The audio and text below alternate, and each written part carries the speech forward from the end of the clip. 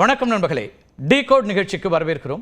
உலகம் உள்ளங்கையில் என்றாலும் கூட உள்ளர்த்தங்கள் நிறைய இருக்கக்கூடிய செய்திகளை ஒவ்வொரு நாளும் பார்த்து கொண்டிருக்கிறோம். அப்படி உலகின் பல்வேறு மூலைகளில் நடந்து கொண்டிருக்கக்கூடிய அத்தனை செய்திகளுடைய உள்ளர்த்தங்களையும் முழுமையாக அலசக்கூடிய டிகோட் நிகழ்ச்சிக்கு வரவேற்கிறோம். Undocking confirmed. All looked over. We right there have our first view of Dragon Freedom coming home to Earth. Drogue parachutes deploy at 2:53 p.m. Pacific, and there you see it on your screen, drogue deployment.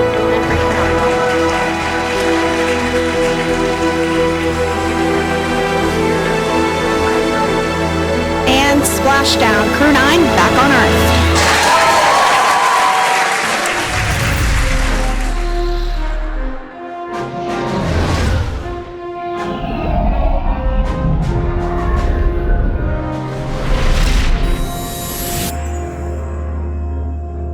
உலகின் கவனத்தை ஈர்த்த ஒரு பயணமாக மாறியிருப்பது Sunita Williams, Willmore இருவருடைய இந்த விண்வெளி பயணம். 8 நாட்கள் மட்டுமே இருக்க போகிறார்கள் என்று எதிர்பார்த்த நிலையில கூடுதலான நாட்கள், கிட்டத்தட்ட 286 நாட்கள் சர்வதேச விண்வெளி ஆய்வு மையத்தில் அவர்கள் தங்க நேரிட்டதை ஒரு சிக்கல் என்பதாக பார்க்கப்பட்டது. ஆனால் அறிவியல் சொல்வது சிக்கல் எதுவும் இல்லை. அவருடைய பயணத்தில் அவர் சென்ற போயிங் விமானம் சில தொழில்நுட்ப கோளாறு காரணமாக அதிலே அவர் திரும்ப முடியாத ஒரு சூழல். 8 நாட்களுக்கு பதிலாக மேலும் கூடுதலாக 6 மாத மிஷன்ல இவர்கள் இருவரும் இணைந்து இப்போது பூமிக்கு திரும்பி இருக்கிறார்கள். இந்த 286 நாட்களில் அவர்கள் தங்க நேரிட்டது என்பது எதிர்பார்க்காத ஒன்றுதான். 8 நாட்கள் மட்டுமே என்கிற அந்த மனோநிலையோடு செல்லும் போது, அதற்கான தயாரிப்புகளோடு செல்லும் போது 286 நாட்கள் விண்வெளியில் இருக்கிறதுங்கிறது கூடுதலான ஒன்று. ஆனாலும் இருவரும் ஏற்கனவே விண்வெளி பயணத்தில் அனுபவம் மிக்கவர்கள் என்பதனால் இதை எளிதாக கையாண்டிருக்கிறார்கள். இன்னும் சொல்ல போனால் மனித குலத்திற்கு ஒரு செய்தியாக இருக்கிறது. விண்வெளி ஆய்வில் இப்படி திடீரென்று ஏற்படக்கூடிய பல்வேறு நிகழ்வுகளை கூட நாம் சமாளிக்க முடியும் என்கிற நம்பிக்கையை அறிவியலாளர்களுக்கு, விண்வெளி ஆய்வில் ஈடுபடக்கூடியவர்களுக்கு கொடுத்திருக்கிறது இவருடைய பயணம். விண்வெளியில் அதிக நாட்கள் தங்கியது யார் அப்படிங்கிற கேள்விகள்லாம் நம்ம பின்னாடி பார்க்க போகிறோம். ஆனால் சுனிதா வில்லியம்ஸுக்கு ஒரு சாதனை இருக்கிறது விண்வெளி பயணத்தில். அந்த சாதனை என்னன்னா விண்வெளி நடைப்பயணம். கிட்டத்தட்ட 9 முறை விண்வெளியில் நடந்திருக்கிறார் சுனிதா வில்லியம். மொத்தமாக 62 மணி நேரம் 6 நிமிடங்கள் விண்வெளி நடைபயணத்தை சுனிதா மேற்கொண்டிருக்கிறார். இதுவரை யாரும் இவ்வளவு நேரம் விண்வெளி நடைபயணம் என்பதை மேற்கொண்டதில்லை. அது ஒரு முக்கியமான ஒரு சாதனையாக மாறியிருக்குது தற்போது வரைக்கும். அங்கிருந்தபடியே அமெரிக்க தேர்தலில் வாக்களித்ததை நம்ம பார்த்தோம், கிறிஸ்மஸ் கொண்டாடியதை பார்த்தோம், அங்கிருந்து பத்திரிகையாளர் சந்திப்பையும் கூட இவர்கள் நடத்தினார்கள். எனவே அவங்க சிக்கலில் இருந்தார்கள் என்கிற அந்த கூற்று உண்மைக்கு மாறானது அப்படிங்கிற ஒன்று இருக்கிறது. அதை கடந்து என்ன செஞ்சிருக்கிறாங்க அப்படின்ற கேள்விகள் எழுகிறது இல்லையா? இந்த 9 மாதங்களில் நிறைய விஷயங்கள் அங்கே நடந்திருக்கின்றன. 900 மணி நேர ஆராய்ச்சி நடந்திருக்கிறது. 150 பரிசோதனைகளை இவர்கள் நடத்தியிருக்கிறார்கள். இது அடுத்தடுத்த கட்ட விண்வெளி ஆய்வில் மிக முக்கியமாக பார்க்கப்படக்கூடியதாக மாறியிருக்கிறது. இதெல்லாம் ரொம்ப முக்கியமாக அங்கே இருந்து சுனிதா வில்லியம்ஸும் வில்மோரும் அவருடைய குழுவினரும் என்ன செய்தார்கள் அப்படிங்கிறது இருக்குது. இவங்க சென்ற போயிங் ஸ்டார்லைனருங்கிற அந்த ஏர்கிராஃப்ட் அங்கிருந்து மீண்டும் திரும்பும்போது அதில் தொழில்நுட்ப கோளாறுகள் இருக்கிறது. அதில் இவங்க திரும்பினால் அது அவ்வளவு பாதுகாப்பானதாக இருக்காது என்ற நாசாவுடைய அந்த முடிவினால் தான் அவங்க உடனடியாக திரும்பலை. அதுக்கு பிறகு இப்போது ஸ்பேஸ் எக்ஸினுடைய ஏர்கிராஃப்டில் இந்த டிராகன், அதுதான் ஸ்பேஸ் எக்ஸினுடைய இந்த ஏர்கிராஃப்ட், அதில் இவர்கள் திரும்பி வந்திருக்கிறார்கள். இந்த திரும்பி வந்திருக்கக்கூடிய பயணம் என்பது ஏற்கனவே திட்டமிடப்பட்ட 6 மாத கால அந்த மிஷன் முடித்து திரும்பி இருக்கிறார்கள் அப்படின்னு தான் பார்க்கணும். இந்த குரூவில் வந்திருக்கிறாங்க. 72 முறை இப்படியான குழுக்கள் இந்த சர்வதேச விண்வெளி ஆய்வில் ஈடுபட்டிருக்கிறார்கள் இதுவரை. இது 72வது குழு அப்படிங்கிறதுனால இந்த ஆய்வில் 200க்கும் மேற்பட்டவர்கள்லாம் பங்கெடுத்திருக்கக்கூடியதை பார்க்குறோம். இப்போ வந்த பிறகு வந்ததெல்லாம் காட்சிகளாக நம்ம பார்க்குறோம். வரும்போதும் கிட்டத்தட்ட ஒரு சிக்கலானது தான். ஒரு வளிமண்டலத்தை அவங்க கடக்கும் போது ஏற்படக்கூடியது இருக்குல்ல, ரீஎன்ட்ரி, அது ரொம்ப முக்கியமாக பார்க்கப்பட்டது. அது ஒரு கொஞ்சம் அச்சுறுத்தலான ஒரு இடமாக பார்க்கப்பட்டது. அந்த இடத்து வரும்போது ஒரு நெருப்பு பிழம்பாக அந்த ராக்கெட் வரும். அப்படி வரும்போது கிட்டத்தட்ட 1927 டிகிரி அளவுக்கான வெப்பநிலை இருந்தது. ஆனால் உள்ளே பாதுகாப்பாகத்தான் இந்த நால்வரும் இருந்தார்கள். சுனிதா வில்லியம்ஸ், வில்மோர், இன்னும் கூடுதலாக 2 ஆஸ்ட்ரோனட்ஸ் அவர்களோடு வந்தவர்கள், பூமிக்கு திரும்பியவர்கள். இந்த அளவுக்கு வெப்பநிலையோடு வரக்கூடிய போது தொடக்க நிலையில் கிட்டத்தட்ட 27,000 km/h அந்த அளவுக்கு வேகத்தோடு இந்த விண்கலம் திரும்ப வரும். ஆனால் அதற்கு பிறகு படிப்படியாக வரும்போது அந்த வேகம் என்பது குறைக்கப்பட்டு அமெரிக்காவினுடைய கடல் பகுதியில் வந்து விழுந்தபோது அதற்கேற்ற வகையிலான ஏற்பாடுகள் செய்யப்பட்டிருந்தன. அவ்வளவு தண்ணீர் தெறிக்கும் அப்படிங்கிற அளவுக்கான அந்த ஒரு நிகழ்வு இருக்கும். ஆனால் கூடுதலான பாதுகாப்போடு அவர்கள் வந்து இறங்கியதெல்லாம் நம்ம பார்த்தோம். இப்போது அவர்கள் ஹூஸ்டனுக்கு அழைத்து செல்லப்பட்டிருக்கிறார்கள். அங்கே இருக்கக்கூடிய ஜான்சன் விண்வெளி ஆய்வு மையத்தில் அவர்களுக்கான அடுத்த கட்டமாக இன்னும் 45 நாட்களுக்கு அவர்களுக்கான பயிற்சிகள் உள்ளிட்டவெல்லாம் கொடுக்கப்படும். ஏன்னா விண்வெளியில் இருக்கும்போது அவர்களுக்கு உடல்நிலையில் பல்வேறு விதமான மாற்றங்கள் இருக்கும். இங்கே பூமியில் இருக்கக்கூடிய விதமான ஒரு உடல்நிலை அங்கே இருக்காது. ஒரு சில சென்டிமீட்டர் அவர்களுடைய உயரம் அதிகரிக்கக்கூடியதாக மாறும். அதே போல் அவர்களுக்கு எலும்பு தசை கொஞ்சம் மாறக்கூடியதாக இருக்கும். அதே போல் இரத்த ஓட்டத்தில் மாற்றங்கள் இருக்கும். இதெல்லாம் பூமிக்கு திரும்பிய பிறகு உடனடியாக அந்த மாற்றங்களை அவர்களால் எதிர்கொள்ள முடியாது. அப்போது இதில் ஓரளவுக்கு அதிலிருந்து அவர்கள் மீண்டு வருவதற்கான பயிற்சிகளும் அதே போல் அவர்களுக்கான முக்கியமான இந்த ஏற்பாடுகளும் செய்வதற்காக அவர்கள் இப்போது ஜான்சன் விண்வெளி ஆய்வு மையத்திற்கு போயிருக்கிறாங்க. மிக உற்சாகமாக பூமிக்கு வந்திருக்கிறார் சுனிதா வில்லியம்ஸ். உலகமே கொண்டாடுகிறது. இந்திய வம்சாவளியை சார்ந்தவர் என்கிறதுனால கூடுதலான மகிழ்ச்சியோடு இந்தியாவும் கொண்டாடுகிறது. அவருடைய தந்தையார் பிறந்த குஜராத் மண்ணிலையும் பெரிய அளவுக்கு கொண்டாட்டங்கள் இருந்ததை பார்த்தோம். அதே போல் தமிழ்நாட்டினுடைய எல்லா மூலை முடுக்குகளையும் பார்த்தோம். உலகம் முழுக்க இருக்கக்கூடியவர்கள் வரவேற்றதெல்லாம் பார்த்தோம். 59 வயதான சுனிதா வில்லியம்ஸும் 61 வயதான வில்மோரும் இன்னும் கூடுதலாக அங்கே இருக்கக்கூடியவர்களும் எந்த சிக்கலும் இல்லாமல் இருந்தார்கள் அப்படின்னா ஏன் இவ்வளவு பரபரப்பான செய்திகள் வந்தன அப்படிங்கிறதுக்கு ஒரு அரசியல் காரணமும் இருக்கிறது. அமெரிக்க அதிபர் தேர்தலில் ட்ரம்ப் போட்டியிட்ட போதே இந்த ஒரு சர்ச்சையை உருவாக்கினார். சுனிதா வில்லியம்ஸ் உள்ளிட்டவர்கள் அங்கே சிக்கிக் கொண்டிருக்கிறார்கள். அவர்களை மீட்பதற்கான எந்த நடவடிக்கையையும் பைடன் அரசாங்கம் எடுக்கவில்லை அப்படிங்கிற குற்றச்சாட்டை முன்வைத்திருந்தார். அதற்கு பிறகு ட்ரம்ப் வெற்றி பெற்று அமெரிக்க அதிபராக வந்த பிறகு திரு எலான் மஸ்க் ஸ்பேஸ் எக்ஸினுடைய நிறுவனர் அவர் வந்து அதிபர் ட்ரம்ப்பினுடைய அந்த நடவடிக்கையை தொடர்ந்து நாங்கள் அவர்களை மீட்கக்கூடிய நடவடிக்கையில் ஈடுபடுவோம் அப்படிங்கிற கருத்தை முன்வைத்திருந்தார். உண்மையிலேயே அவர்கள் சிக்கிக் கொண்டார்களா என்றால் இல்லை. அவர்கள் சென்ற போயிங் ஸ்டார்லைனர் விண்கலத்தில் ஹீலியம் வாயு தீர்ந்து போனது. அதே போல் வேறு சில சிக்கல்கள் இருந்தன. எனவே உடனடியாக திரும்ப முடியவில்லை. கூடுதலாக ஒரு 6 மாதம் அங்கே இருக்கிறோம் என்கிற நிலைப்பாட்டில் அவர்கள் அங்கே இருந்தார்கள்.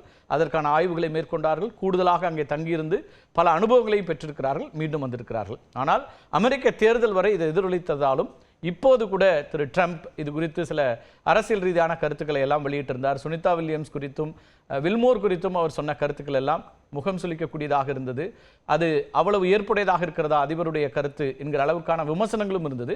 கல்பனா சாவ்லா உள்ளிட்டவர்களுடைய மரணம் கெடுவாய்ப்பாக அந்த ஒரு விபத்து ஏற்பட்டு நடந்ததுக்கு பிறகு நாசாவும் சற்றே கவனத்தோடு ஈடுபட்டது.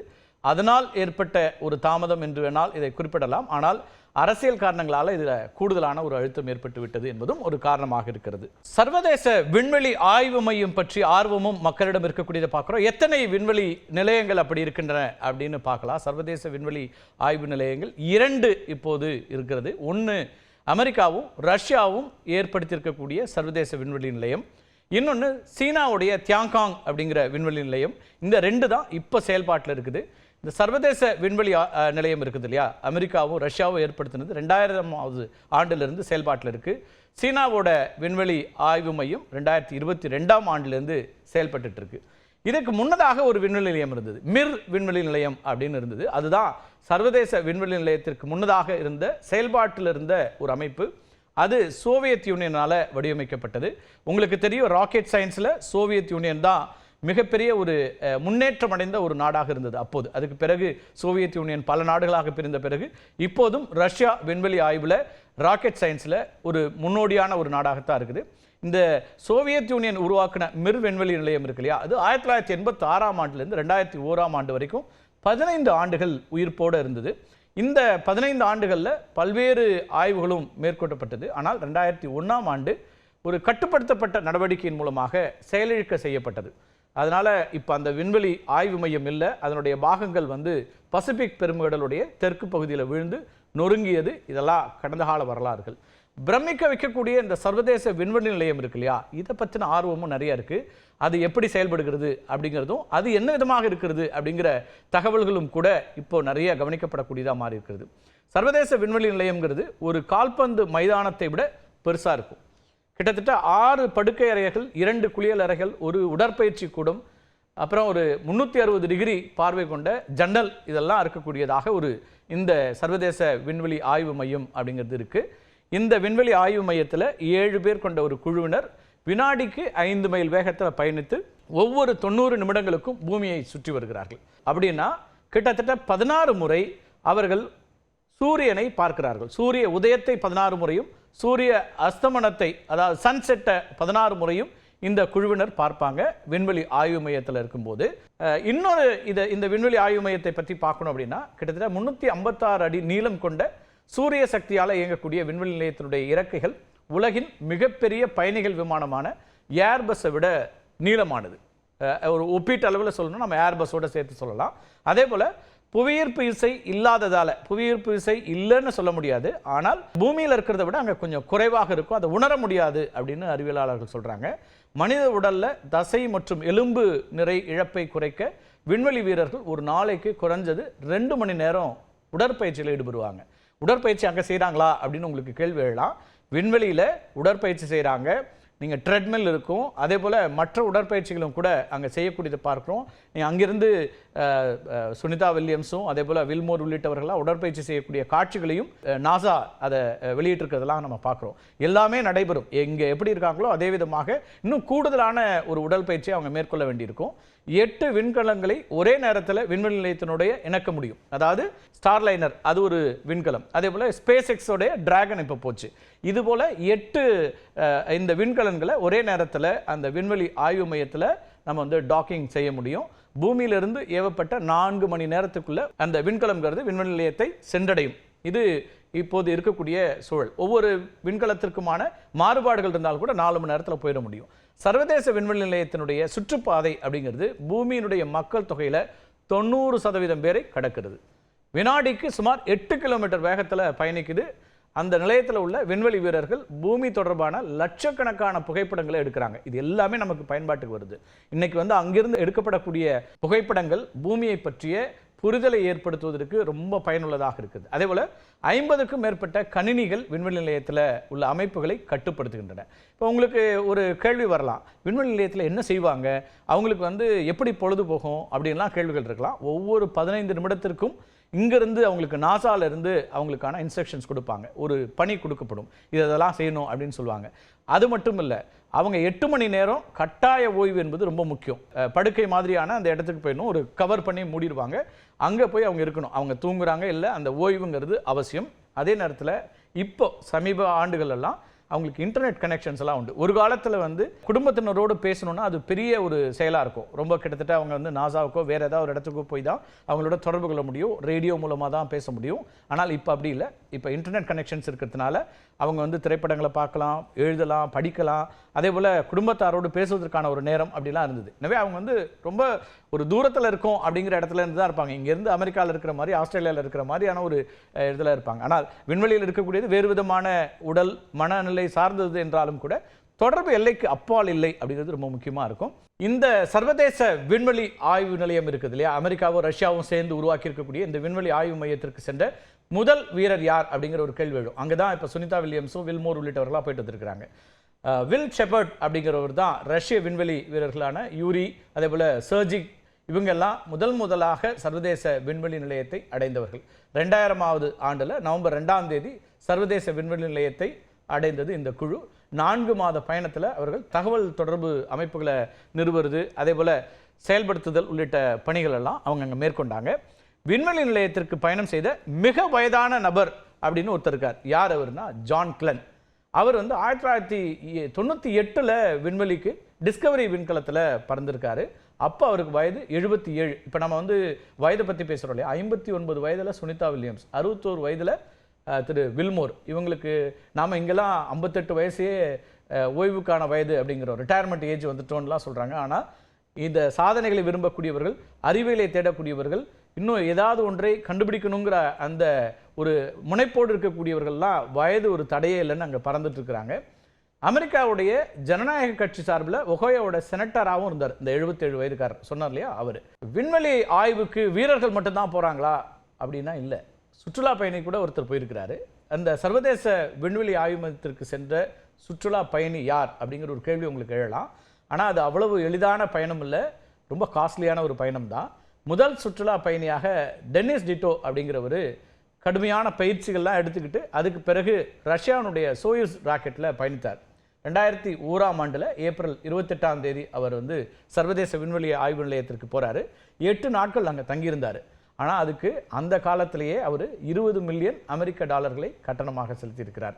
அப்புறம் இதுவரைக்கும் எத்தனை பேர் சர்வதேச விண்வெளி நிலையத்திற்கு போயிருக்காங்க அப்படிங்கிற ஒரு கேள்வி இருக்கும். நிறைய விண்வெளி நிலையம் அது சார்ந்த சில கேள்விகளுக்கான உங்களுக்கான விடையாக கூட இதை பார்க்கலாம். சர்வதேச விண்வெளி நிலையத்தில் அதிக நாள்கள் தங்கும் முறை அப்படிங்கிறது 2000ஆவது ஆண்டிலிருந்து தான் தொடங்குது. நவம்பர் மாதத்தில் தான் தொடங்குது. அன்று முதல் 24 ஆண்டுகளாக சர்வதேச விண்வெளி நிலையத்திற்கு விண்வெளி வீரர்கள் சென்று வருகிறார்கள்.